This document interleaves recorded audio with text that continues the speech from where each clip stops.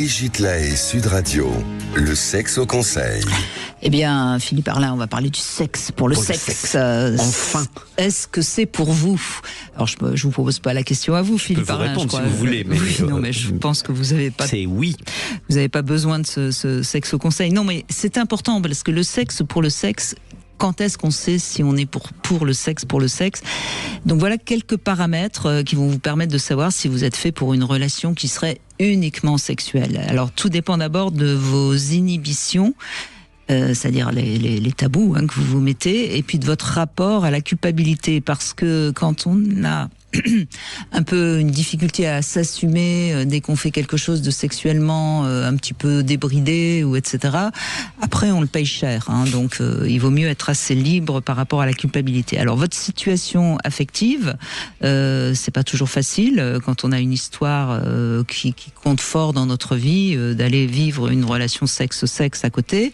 Et puis quand on sort d'une histoire importante, ça peut être une manière de se faire un peu de bien. Mais ça peut être aussi à double tranchant, donc il faut quand même faire attention. En revanche, si vous êtes en pleine forme, si vous savez bien vous protéger, c'est-à-dire que quand on fait du sexe pour le sexe, il faut mettre des préservatifs, c'est préférable, enfin en tout cas les utiliser si on est une femme, et si vous êtes suffisamment à l'aise dans vos connaissances de la sexualité, vous pouvez y aller, vous risquerez pas d'être déçu, vous choisissez quelqu'un qui vous attire, quel que soit son sexe d'ailleurs, et vous attendez rien d'autre que du sexe, c'est-à-dire peut-être une jouissance, mais en tout cas au moins un peu de plaisir. Et donc à ce moment-là, vous le ferez pour de bonnes raisons, parce que le sexe pour le sexe, c'est juste du plaisir, et peut-être de rassurer son ego, de se prouver complet, et d'augmenter son tableau de chasse. Voilà, mais on n'en attend rien d'autre.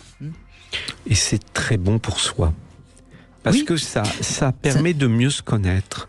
Oui, et puis on est dans une relation où comme on n'a pas de désir de plaire plus que juste prendre du sexe, on va vraiment se lâcher, quoi. En général, on le voit d'ailleurs, il y a des personnes qui ne peuvent avoir une sexualité épanouie que dans des relations de sexe. Inconnus.